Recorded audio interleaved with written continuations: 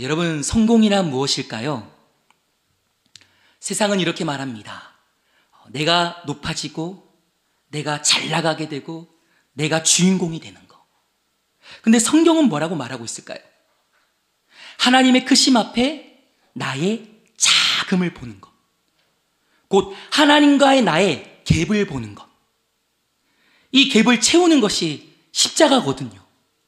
그래서 내가 작아지면 작아질수록 예수님이 커지는 겁니다. 내가 낮아지면 낮아질수록 예수님이 높아지는 겁니다. 내가 죽으면 죽을수록 예수님이 사시는 겁니다. 여러분, 이것이 그리스도인들에게 성공임을 믿으시길 바랍니다.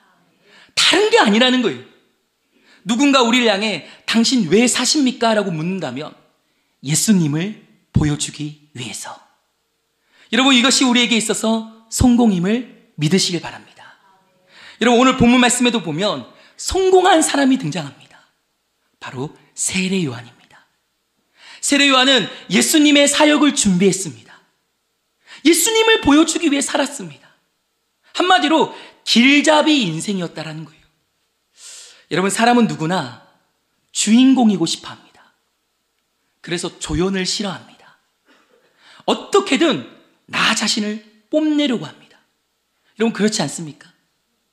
근데 우리 인생의 드라마의 주인공은 오직 한 분이시라는 거예요. 바로 예수 그리스도십니다. 여러분, 믿으십니까? 여러분, 모든 드라마는요, 주인공 중심으로 흘러갑니다. 그래서 우리가 기억해야 될 것이 있어요. 그게 뭐냐? 우리는 조연에 만족해야 된다는 거예요. 혹시나 스포트라이트를 받는다 할지라도 내가 잘나서가 아니라는 겁니다. 우리 주님 때문임을 믿으시길 바랍니다. 그래서 잘난 척할 필요가 없습니다. 혹시 이곳 가운데 내가 가진 것으로 인해서 잘난 척하고 있는 분들이 계십니까? 내가 가진 외모 때문에, 내가 가진 돈 때문에, 내가 가진 학벌 때문에. 여러분, 잘난 척할 필요가 없다라는 거예요. 왜냐하면 주님이 계시기 때문입니다. 여러분, 외모도 보세요. 죄송하지만 절 따라하겠습니다. 유통기한이 있다. 뭐라고요? 유통기한이 있다라는 거예요. 여러분, 미인 박명이란 말 들어보셨습니까? 미인은 일찍 죽는다. 우리 옆에 있는 분들에게 위로하도록 하겠습니다. 권사님, 지사님, 오래 사실 겁니다. 시작.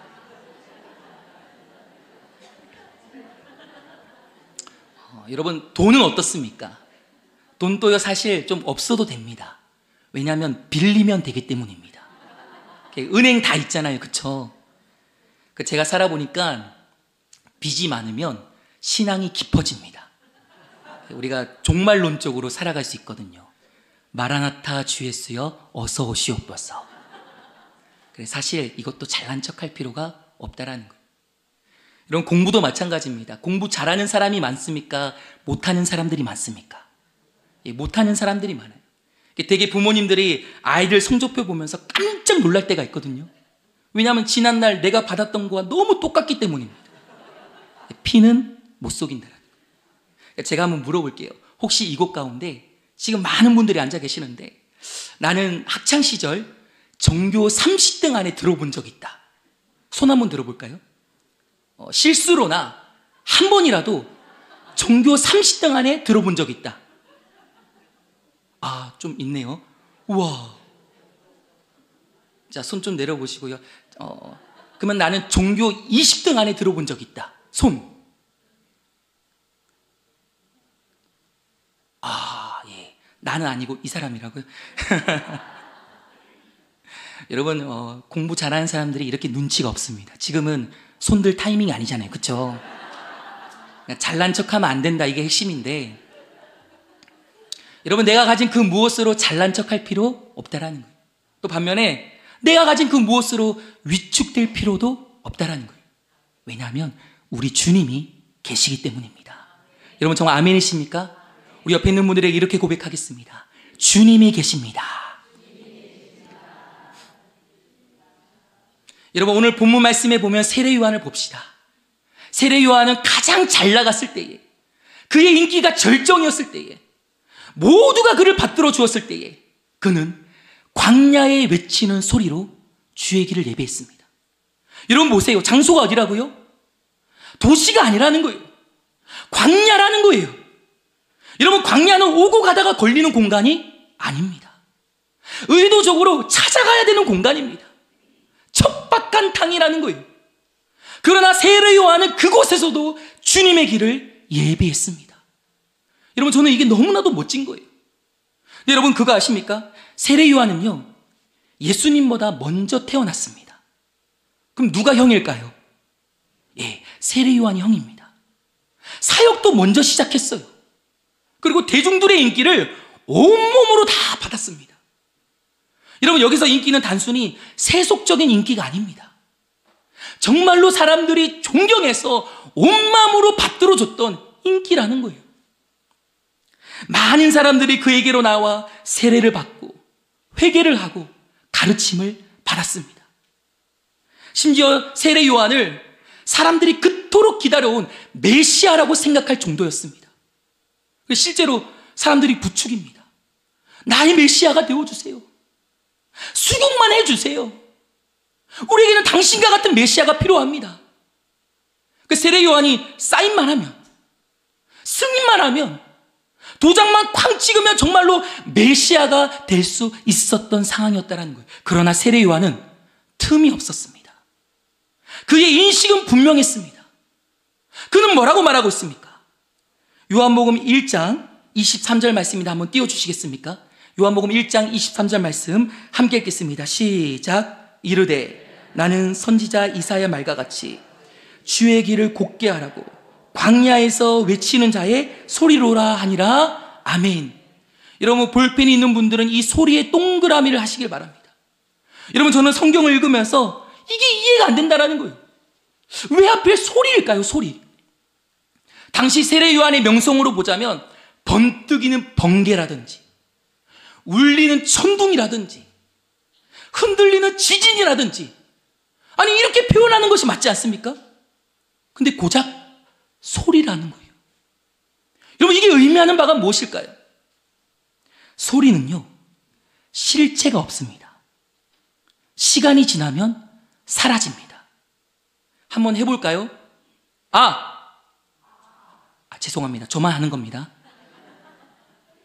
여러분, 하는 순간 이 아가 남아있지 않죠. 시간이 지나면 사라집니다. 보이지도 않아요. 들릴 뿐입니다. 여러분, 이게 소리라는 거예요. 지금은 성경은 세례 요한을 소리다라고 고백하고 있는 거예요. 무슨 말입니까? 사라진다라는 거예요. 여러분, 누가 사라지기를 바라겠습니까? 우린 다 남아있기를 원하잖아요.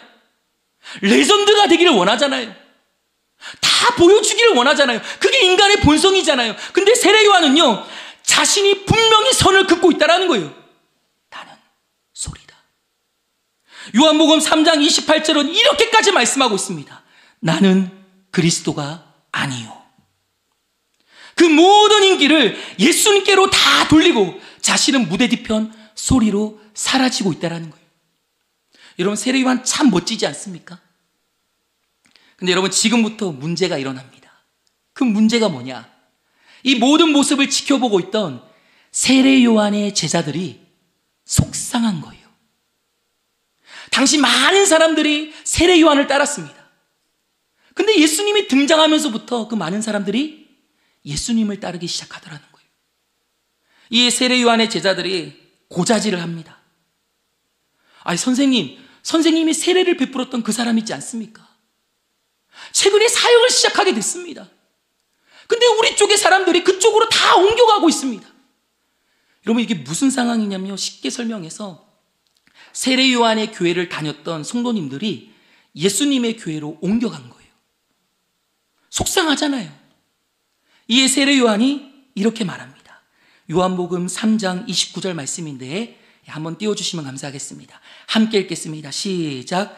신부를 취하는 자는 신랑이나 서서 신랑의 음성을 듣는 친구가 크게 기뻐하나니 나는 이러한 기쁨으로 충만하였노라. 아멘. 이런 무슨 말이죠? 결혼식의 주인공은 신랑과 신부라는 거예요. 나는 다만 하객으로서 기쁘다라는 겁니다. 그냥 단지 들러리로서 충분하다라는 거예요. 이게 지금 세례 요한의 고백입니다. 여러분, 세례 요한은 자신의 위치를 분명하게 알았습니다. 그는 어떠한 경쟁심에 사로잡히지 않았습니다. 그리고 이렇게 결론을 맺으며 기가 막힌 말씀을 하고 있습니다. 요한복음 3장 30절 말씀인데 함께 읽도록 하겠습니다. 시작. 그는 흥하여야 하겠고 나는 쇠하여야 하리라. 아멘. 그는 흥하여야 하겠고 나는 쇠하여야 하리라. 이 말로 결론을 맺습니다. 여러분, 제가 인기 있는 사람이 되지 말라는 게 아닙니다. 인기 있는 사람 돼도 괜찮습니다. 근데 핵심은요, 나는 낙이다라는 거예요. 나귀를 타는 기수가 아니라는 거예요. 여러분, 열심히 해야 됩니다. 최선을 다해야 됩니다. 노력을 해야 됩니다. 왜요? 예수님을 태우기 위해서. 내가 타려고 하면 문제가 생긴다라는 거예요. 종려 주일에 사람들의 수많은 함성은 나귀에게 있지 않았다라는 거예요. 나귀를 태운 예수님에게 있었다라는 거예요. 여러분, 그는 흥하여야 하겠고 나는 쇠하여야 하리라. 오늘 이 정신으로 새로워지는 저와 여러분 되기를 원합니다. 이 정신을 붙들고 나아갈 수 있는 우리 모두가 되기를 원합니다. 다른 것이 아닙니다. 여러분, 이것이 우리의 삶의 전제가 되기를 간절히 소원합니다. 여러분, 세례 요한뿐만 아니라 예수님을 따르는 우리도 이 정신, 이 고백, 이 행동이 우리의 삶에 나타나야 됩니다. 여러분, 정말 아멘이십니까? 정말이십니까? 예. 여러분, 흥에서 성공하는 이들이 있는 반면에 세함으로써 하나님의 뜻을 이루는 이들도 있습니다. 우리가 그것을 세례 요한을 통해 배워야 한다는 거예요. 근데 여러분, 성경을 보세요. 세례 요한뿐이겠습니까? 우리 주 예수님은 어떻습니까?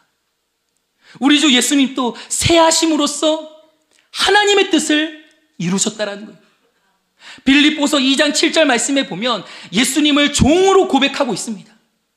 제가 헬라어 원어로 찾아봤어요. 여기서 종은요, 둘로스입니다. 둘로스는 노예라는 거예요. 그럼 노예가 의미하는 바가 무엇이죠? 노예는요, 권리가 없습니다.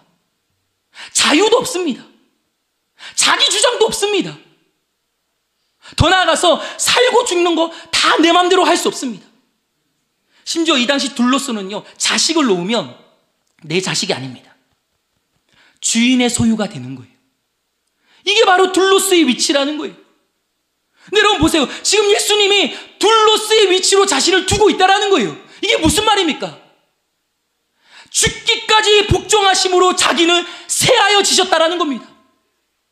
그리고 우리를 구원하심으로써 우리를 흥하게 해주셨다는 거예요. 이런 종됨, 예수님의 고백으로만 그쳐서는 안 된다는 겁니다. 세례 요한의 정신으로만 그쳐서는 안 된다는 겁니다. 오늘 저와 여러분의 삶의 고백 되기를 원합니다. 삶의 정신이 되기를 원합니다. 그래서 오늘 저는 여러분에게 좀 도전하고 싶습니다. 혹시 이곳 가운데 다락방 순장님들이 앉아 계십니까? 주일학교 교사분들이 앉아 계십니까? 우리 위원회 팀원분들이 앉아 계십니까? 여러분, 우리 다른 게 아닙니다. 이 세례 요한의 정신을 소중히 여기기를 소원합니다. 이 예수님의 고백이 우리의 고백 되기를 원합니다. 이 성경의 신앙적 가치관을 붙들고 사수하기를 간절히 원합니다. 그래야 할 때 여러분, 다락방 안에 수원들이 흥해지는 역사가 일어나게 될 겁니다.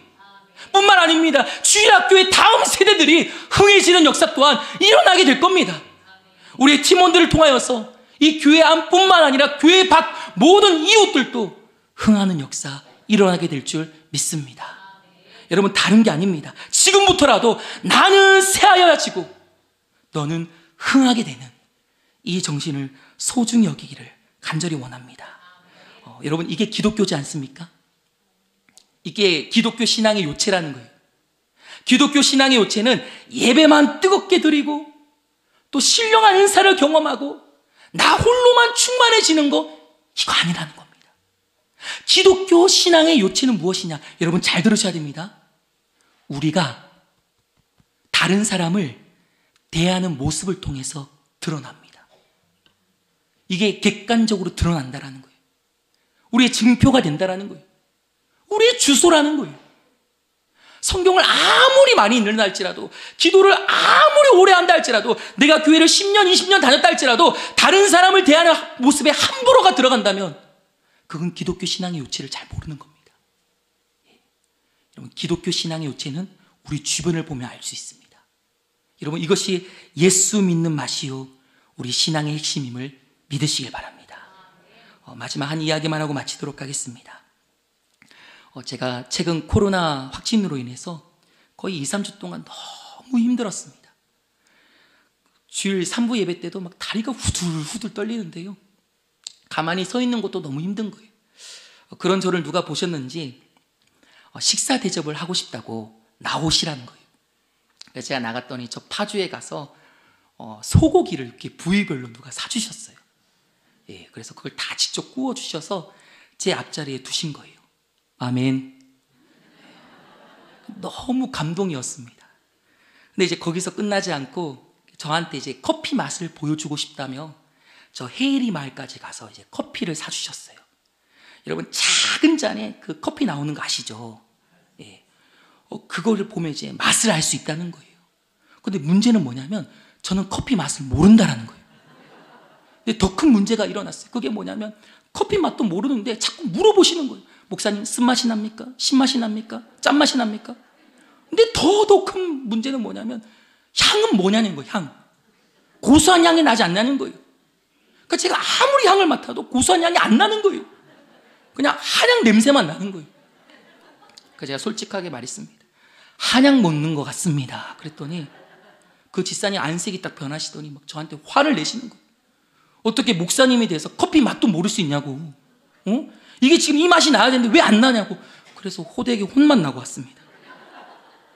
근데 그 순간에 진짜 커피 맛이 나는 거예요. 어떤 맛이냐면 이건 쓴맛도 아니고 신맛도 아니고 짠맛도 아닌 바로 예수 믿는 맛이었습니다. 여러분, 커피집에 가면 유독 팔리지 않는 커피가 있습니다. 모든 메뉴에 자리 잡고 있는 커피가 있어요. 맛이 쓰다는 이유로, 양이 적다는 이유로 인기 없는 커피입니다. 뭐죠? 에스프레소. 잘 아시죠? 제가 그날 그걸 먹은 것 같아요. 근데 여러분, 이 에스프레소는요, 소리 없이 다른 커피들을 다 뒷받침해 줍니다. 한번 띄워주시겠습니까? 여러분, 에스프레소에 뜨거운 물을 부으면 어떻게 되죠? 아메리카노. 또 이 에스프레소에 아이스크림을 넣으면요, 다들 잘 아시네요. 또 이 에스프레소에 우유 거품과 계피가루를 넣으면요, 카푸치노. 여러분 보세요. 우리 주변에도 이러한 사람들이 있다는 거예요. 에스프레소와 같은 사람. 소리 없이 그냥 곁에 있는 사람들을 뒷받침해주고 세워주고 흥하게 해주는 바로 이 에스프레소의 맛, 진한 맛. 저는 이것이 바로 예수 믿는 맛임을 확신합니다. 여러분, 오늘날 우리 주변을 둘러보세요. 다 내가 잘 되려고 남을 깔아뭉개고 모함하고 악기를 막는 이 일들이 너무나도 비일비재하지 않습니까? 근데 나보다 남을 더 낮게 여기는 세례 요한, 저는 이 세례 요한이 너무나도 멋진 거예요. 사무치게 멋진 거예요. 하염없이 멋진 거예요. 하나님의 사람의 진면목을 보여주고 있습니다. 여러분, 우리 소름 끼치도록 이 세례 요한을 닮아가기를 원합니다. 예, 절반이라도 닮아가기를 원합니다. 그래서 오늘 개인적으로 설교 준비하면서 스스로 그러한 다짐을 했습니다. 제가 코로나 때문에 거의 1, 2주를 방 안에만 틀어박혔거든요. 그 심령이 메마를 때마다 하나님 하고 기도했습니다. 그러면 수분크림 바른 것처럼 내 영혼이 촉촉해지더라는 거예요. 몸은 아팠지만 영혼은 정말로 행복했습니다. 근데 저는 그랬는데 저희 아내는 1, 2주 동안 거의 지옥이었습니다. 홀로 딸을 주아를 케어하느니라고 사막처럼 영혼이 바짝 메말라 있더라는 거예요. 여러분, 제가 그때 느꼈어요. 영성이라는 것은 나 홀로만 촉촉해지는 게 아니구나. 내 주변도 촉촉하게 해줘야 되는구나. 우리가 성화를 이룬다 치고 골방에 혼자 들어가서 나 홀로만 됐다 기도하는 거, 여러분, 그건 진짜 영성이 아닙니다. 진짜 영성은 내 주변을 촉촉하게 해주는 겁니다. 그래서 어떠한 결심을 했냐면 오늘 퇴근하자마자 집에 가서 주와 하원하고 씻기고 밥 먹이고 놀고 재우는 것까지. 여러분 웃지 마세요. 이게 영성입니다. 그래서 여러분 저는 그렇게 오늘 실천하려고 합니다. 오늘 말씀을 듣고 여러분 기도 오래 하는 것도 중요하지만 여러분의 주변을 그렇게 촉촉하게 하는 영성이 살아나기를 원합니다. 예수 믿으면 맛이 나야 됩니다. 어떤 맛이요? 에스프레소보다 진한 바로 예수 믿는 맛입니다. 기도하겠습니다. 살아계신 하나님, 세상이 나를 어떤 존재로 보는지 더 이상 관심을 두지 않기를 원합니다. 예수님 없이는 절대로 혼자 서지 않겠습니다. 세상이 나를 볼 때에 예수님과 더불어 봐주기를 원할 수 있는 우리 모두가 되게 하여 주시옵소서. 주님이 광야에 소리로 부르셨다라면 나는 새하여지고 너는 흥하게 되는 그런 일들을 우리가 책임지고 나아갈 수 있도록 도와주시고, 이 일로 말미암아 우리 주변이 날로 촉촉하여지는 귀한 에스프레소와 같은 진한 향이 퍼져나가게 하여 주시옵소서. 그렇게 오늘 우리의 삶을 인도하실 것을 믿고 간절히 소원하오며 우리 주 예수 그리스도의 이름 받들어 간절히 기도합니다. 아멘.